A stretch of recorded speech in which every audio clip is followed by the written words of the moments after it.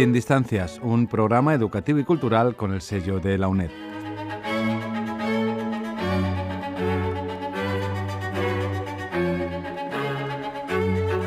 En nuestro programa nos acercamos ahora a la Facultad de Filología. Esta facultad de la UNED ofrece la posibilidad de estudiar y conocer la lengua y la literatura catalana, gallega y vasca, los idiomas cooficiales dentro de nuestra realidad lingüística junto al castellano en España.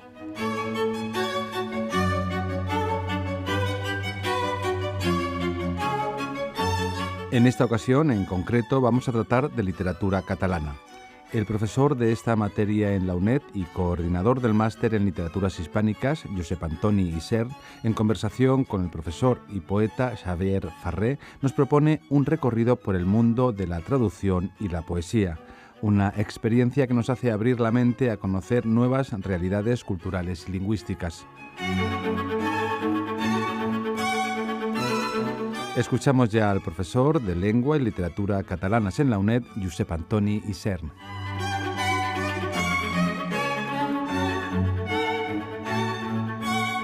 Es un placer tener aquí al profesor Xavier Farré, colega y amigo, profesor de la Universidad Jagiellona de Cracovia, donde trabaja desde ya el 2005. Bienvenido, Xavier, es un placer verdaderamente este encuentro. Hola, muchas gracias. Para mí también es un placer estar aquí con vosotros y mantener esta charla contigo y volver a encontrarnos después de muchos años.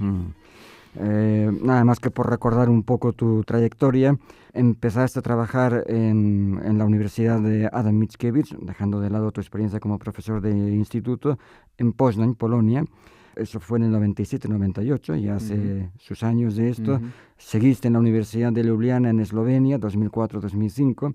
Y ahora el periodo más largo es en el 2005 en la Universidad Jagiellona de Cracovia, donde estás ahora ejerciendo siempre dentro del ámbito de la filología catalana, el lectorado de catalán, lengua y literatura catalanas, etcétera, etcétera, ¿no? Y también traducción. Y traducción, efectivamente. De hecho, aquí estás invitado justamente en tu doble perfil de traductor y de poeta, que ambas cosas están interrelacionadas, porque como poeta tienes una serie de títulos que ya tienen su solera también, ¿verdad? Su tradición. Llocs Comuns en el 2004, Inventari de Fronteres del 2006, Retorns de l'Est, La disfressa dels arbres, y lo último, después de una pausa de 6 años, Punt rere punt. Estos datos y muchos más, por lo demás, se pueden sacar con mucha facilidad, se pueden consultar de tu página web Xavier Farré ABCD, poniendo esto en cualquier buscador, llegas ahí. Desde ahí el interesado se puede incluso descargar alguno de estos poemarios que he citado, tu currículum, etcétera, etcétera, ¿no? El otro lado de tu perfil, el otro perfil es el de traductor. Como traductor tienes también un currículum abundante, en el que además destaco cosas tan temerarias para mí, que me infunden mucho respeto, como haber traducido a veces incluso autores a ambas lenguas, catalán y castellano. Pienso en Adam Zagajewski, Tierra del Fuego. Y el mismo libro. El mismo libro, exactamente. Y Terra del Foc, o Miłosz, una magnífica antología al catalán, y otra también de gran calidad, Tierra Inalcanzable, publicada en castellano en Galaxia Gutenberg. La de catalán era Atravesando Fronteras, el título. Y a partir de aquí te has llegado fundamentalmente a la traducción más bien al castellano, de poetas, sobre todo polacos, y algún autor también esloveno, Lojzek Kovačič, Los inmigrados, por ejemplo, y alguna otra obra. No me entretengo en más porque hay mucho, o habría mucho que decir, y se puede, salvo que tú quieras completar estos datos, se puede acudir a ellos a través de tu página web. Pero bueno, la verdad es que me interesa mucho ese doble perfil de traductor y de poeta a la vez, ¿no? Porque sabes, a fin de cuentas, que hay quienes dicen que todo es traducirse, que todo es traducir, ¿no? Incluso traducirse, ¿no? Pero tengo la curiosidad un poco de decir, bueno, ¿y cuando eres poeta también eres traductor? ¿Y cuando eres traductor también eres poeta? ¿Cuál es la interrelación entre esas dos?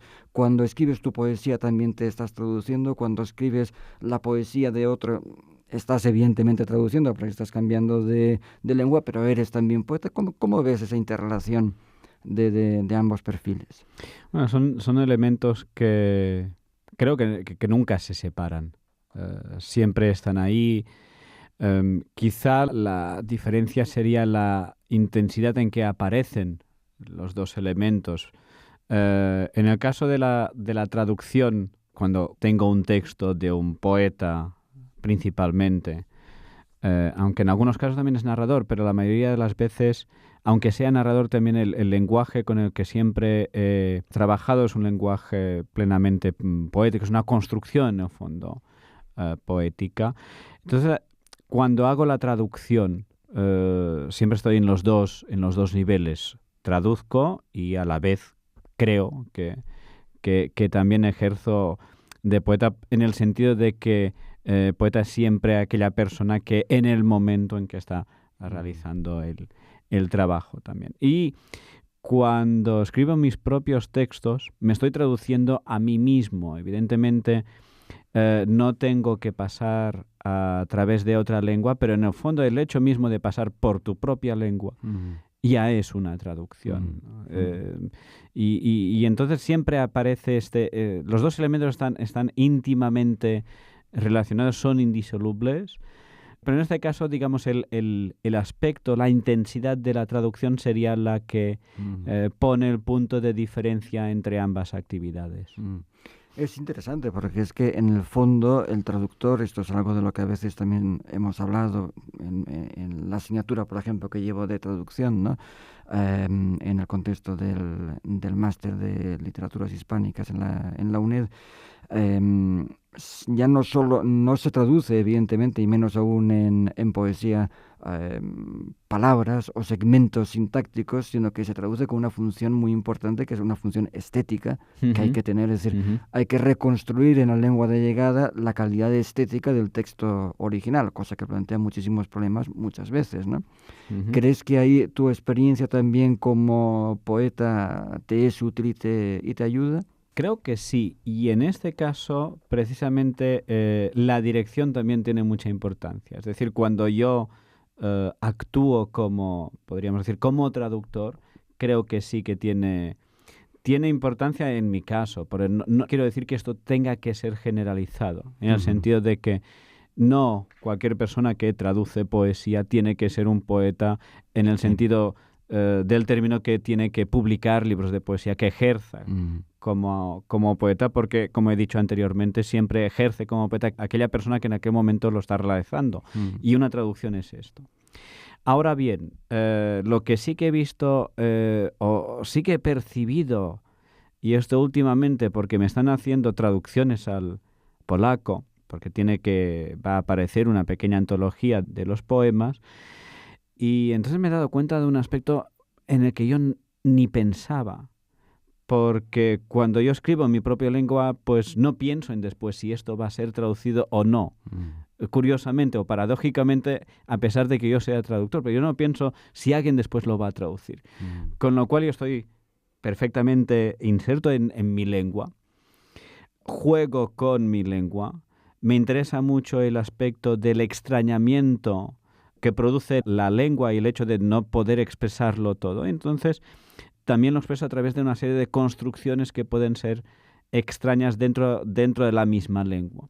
Y nunca he pensado en cómo esto se podría traducir, hasta que ahora, cuando especialmente una de las traductoras me comenta todos los poemas y los problemas que tiene con la traducción, me doy cuenta de que precisamente allí hay, digamos, el hecho de intentar marcar lo que comentabas, esta función estética, hace que muchas veces incluso yo vea mis propios poemas que se tiene que cambiar, con una sensación un poco extraña también por mi parte, porque pienso, sí, pero aquí, si yo ejerciera como traductor, lo haría sin dudar un momento. Es decir, esto lo cambiaría.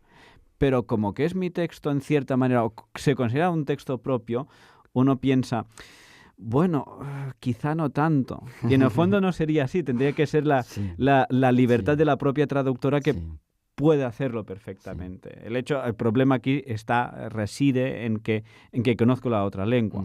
Y eso también pasa con muchos otros poetas, traductores o traductores que conocen la lengua a la que se traduce, que quizá a veces intentan ser mucho más fieles cuando, si hicieran ellos la traducción de otro poeta, no lo harían. Sí. Y se basaría más en este aspecto que has comentado de la estética, de transmitir este otro factor. Esos problemas son apasionantes. Con nada más esa reflexión ya se podría llenar todo un... estoy pensando, pero es que, bueno, cualquier persona que haya simplemente enseñado lengua a extranjeros descubre cómo el extranjero, con sus preguntas, a veces le hace ver aspectos insospechados de su lengua, porque hemos estudiado un montón de cosas de la lengua y no se me había ocurrido. Ahora pienso en una anécdota mía, justamente cuando enseñaba, en este caso era castellano a extranjeros, no me había dado cuenta. Ya ves tú qué tontería, hablando con unos polacos, que en castellano tenemos pez y pescado, mientras que en polaco solamente hay una palabra. Y eso me lo hizo ver un alumno. Claro, cuando pescáis el pez se convierte en pescado, ¿no? Y acto seguido pensé, curioso, en catalán no, en catalán es como en polaco en ese sentido. Tenemos solo peix, ¿no? Exacto. Pero justamente estas reflexiones del traductor que ayuda a traducir sus propias obras son, por ejemplo, el núcleo de un libro apasionante que siempre recomiendo a los alumnos, que es de Umberto Eco, que se llama Decir casi lo mismo. El mismo título ya tiene su aquel. Umberto Eco, además de ser muy inteligente y apasionante, es además divertidísimo, ¿no? Sí. Y justamente él cuenta mucho al respecto de los problemas de traducción a partir de su colaboración con muchos traductores. E incluso hablando de las cosas que él ha permitido hacer con sus textos a algunos traductores, ¿no? Sustituir, modificar, entrar con pico y pala en ciertos capítulos, en ciertas secciones, ¿no? Es muy, muy interesante ver esto desde el lado del cocinero también, ¿no? Por así decirlo. Del cocinero cocinado, encima. Exactamente, sí. Exactamente. Pero justamente toda esta reflexión me ha hecho recordar, aunque sea un poco saltando un poco el orden que tenía previsto, una reflexión tuya de un poemario que hace de divisa en Inventari de Fronteres, que dices: «Quan parlo del que més desconegut és quan més m'apropo a mi mateix. Cuando hablo de lo que no conozco es cuando más me acerco a mí mismo», ¿no? Esa dimensión del carácter de frontera en las traducciones, las fronteras son fundamentales, separan idiomas, pero también unen a la vez, ¿no? Daría eso también para mucha reflexión, habida cuenta del mundo en que vivimos, pero eso es otro tema diferente, ¿no?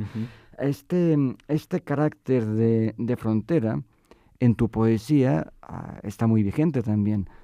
El territorio, la geografía grande, la geografía pequeña, la casa, el espacio.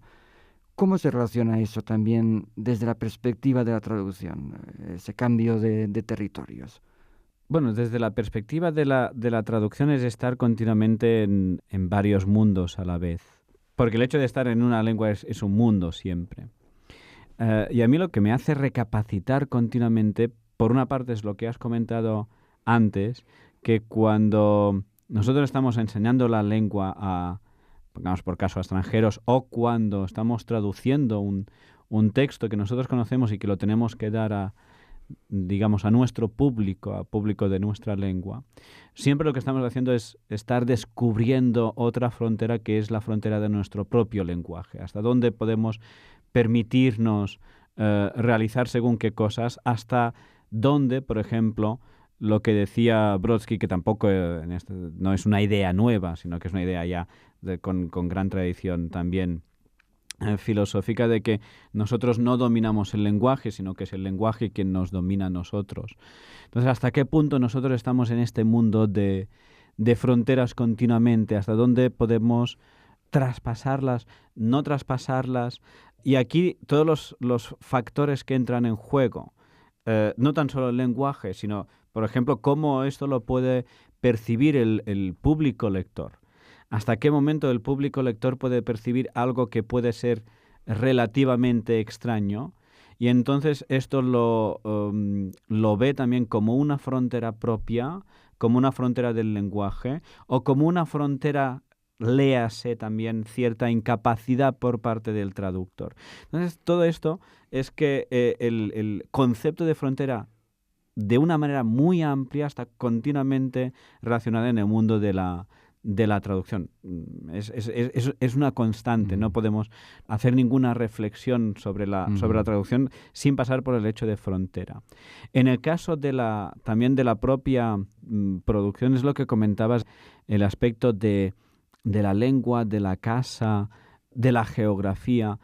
Yo no me doy cuenta, esto es lo mismo, uno escribe o va haciendo y sabe que tiene, de cierta manera, puede tener un mundo creado en el interior, pero no es consciente a veces de hasta qué punto puede ser tan obsesivo.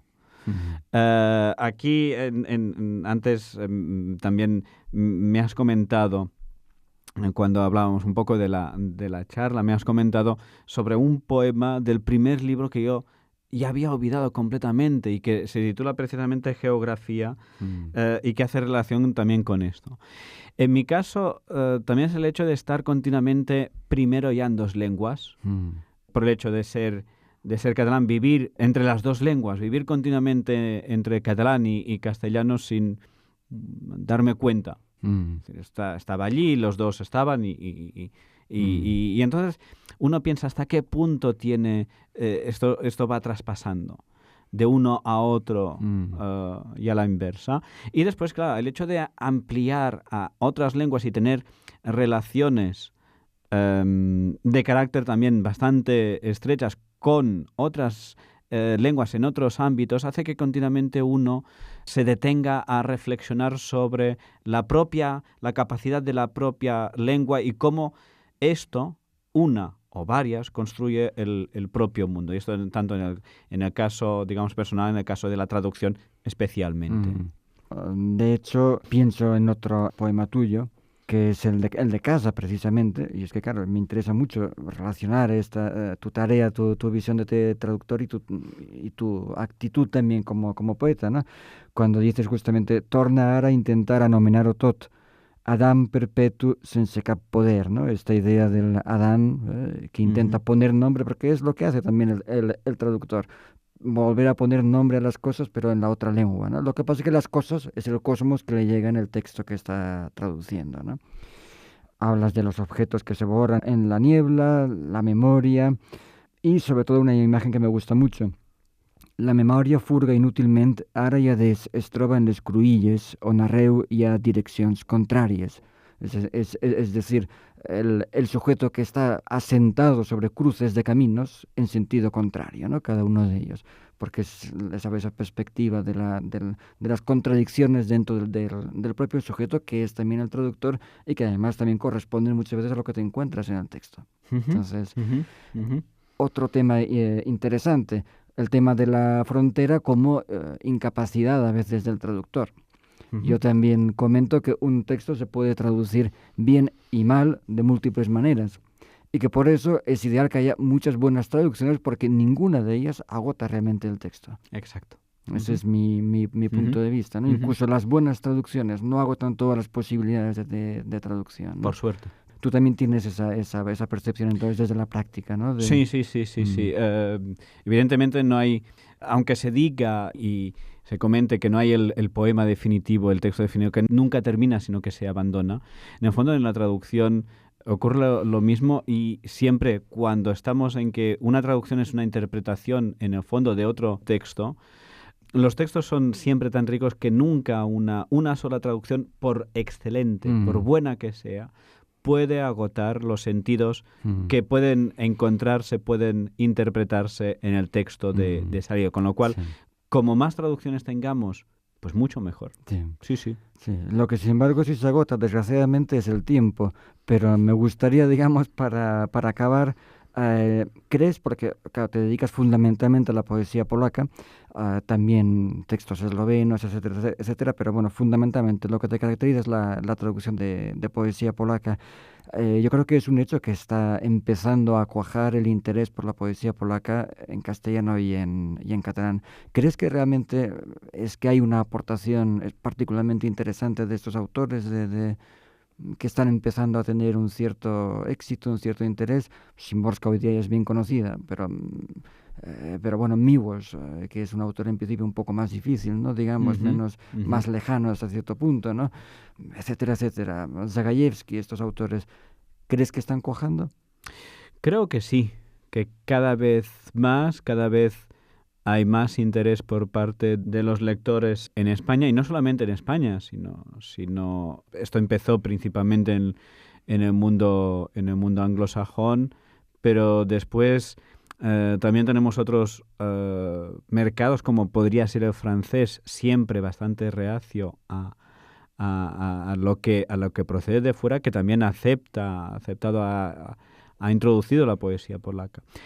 Tiene muchos elementos que pueden aportar a la poesía contemporánea, que es precisamente lo que decíamos, una interpretación de estas fronteras, una interpretación del lenguaje. Y también, por otra parte, hay un elemento para mí fundamental, junto con toda la reflexión sobre las fronteras, que es el elemento ético, moral e histórico.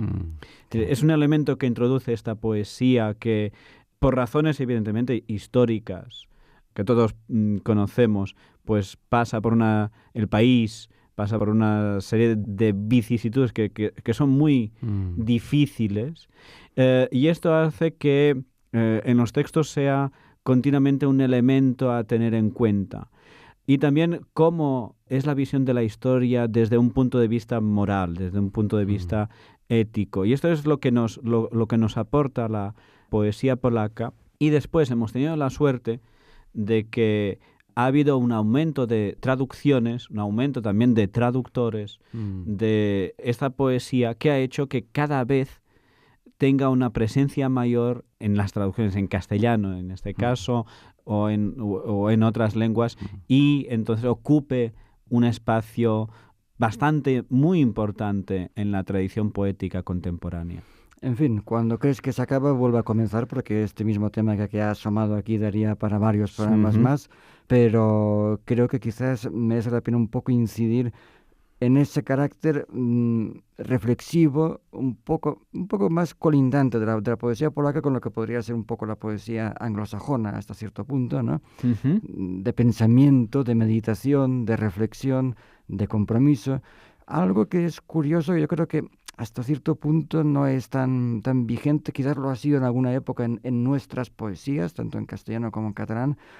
Pienso a lo mejor en la época de la transición, hubo más, pero hoy día yo creo que sigue siendo esa una voz que llega con rotundidad desde la poesía polaca, y que sin embargo no me parece, es mi visión quizás inexacta, que haya cuajado nunca tan contundentemente aquí, ¿no?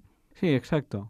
Y también otro aspecto, porque ahora estábamos hablando de la importancia que tiene en un contexto más global la poesía polaca, estos componentes que tú también acabas de mencionar, pero por otra parte tiene mucho reconocimiento, pero no parece que tenga incidencia en el sentido de que pueda ejercer una cierta influencia, digamos, pueda indicar un cierto cambio en la poesía española, o digamos en esta tradición.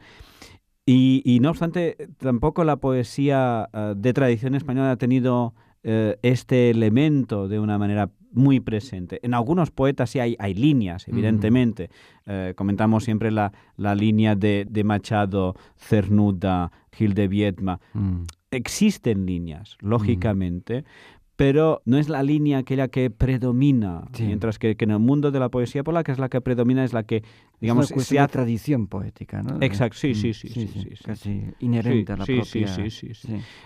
Ya desde también el romanticismo. Sí. En nuestro caso tendríamos que retrotraer más al barroco, que es donde tendríamos este peso importantísimo, ya mucho menos en el romanticismo, mientras que es en el caso de Polonia es en el romanticismo, y sobre todo en una línea que en un principio estaba bastante, podríamos decir, marginada, que sería la línea de un poeta casi epígono del romanticismo, que era Northwit, y que es el que sigue con esta línea de pensamiento después, ¿no? Eso es muy, muy interesante ver cómo esto, en el fondo, no es una cosa que aparece en el siglo XX por razones históricas que sabemos. Es decir, es una poesía que tiene gran importancia a partir de la Segunda Guerra Mundial, esto sí, y que tiene este componente, pero este componente, en el fondo, ya arranca de antes. Entre otras cosas también es que la propia Polonia de la época romántica es también un país perpetuamente en situación exacto. con un montón de intelectuales exiliados, etcétera, etcétera, ¿no? Esa complejidad obliga también a una reflexión, ¿no? Exacto. Los románticos españoles también, algunos de ellos fueron al exilio, pero la situación del país era otra absolutamente diferente. Sí. Y eso... en Polonia, el romanticismo en el país eran fronteras. Eran fronteras. Realmente. Solo. Sí. Para decirlo con una metáfora que evidentemente no refleja la crueldad de la situación, lógicamente. Sí, lógicamente. Finalmente, la misma idea sobre la que hemos hablado también alguna que otra vez, que es la importancia, incluso hoy día, la vigencia de la poesía en Polonia. Es decir, aquí parece que un poco los poetas escribís, no necesariamente en una torre de marfil, pero sí aislados, con poca interrelación entre vosotros y con el público y tal, todo queda un poco en el aire, ¿no? Mientras que ahí hay una respuesta aún hoy día, digamos, entre comillas, popular, bastante más grande. Es decir, los recitales atraen a mucha gente, ya no digo a ciertos autores en concreto, sino en general. La poesía tiene mayor vigencia, diría yo. ¿Te parece? Tú que estás en ambos mundos, lo ves también. Esto va cambiando con los poetas más jóvenes, es cierto, pero sigue teniendo una gran vigencia, sigue teniendo una gran respuesta por parte del público lector y del público que asiste a estos recitales, que son recitales de no un tipo de poesía, digamos, más de carácter oral, que es la que tiene más éxito aquí por estos lares. También, por ejemplo, en Cataluña, la poesía de carácter oral es la que tiene más público. Ahora bien, si después este público, la gente que va a un recital de este tipo de poesía, lee poesía realmente o se va a comprar el libro de aquel autor, esto ya es mucho más difícil. Esto seguramente pasará en casos muy contados. Mientras que en Polonia tenemos el caso de que van y siguen leyendo. Lo cual sí todavía existe esta diferencia. Y eso hace que sigan yendo también. Exacto. Perfecto. Bueno, pues muchísimas gracias, Xavier. Ha sido un placer. La conversación, yo creo, de cada uno de esos temas da para mucho más, pero el programa tiene sus limitaciones y no me resta más que agradecerte tu colaboración con nosotros. Muy bien, muchas gracias. Gracias a todos y gracias a ti por la invitación. Gracias.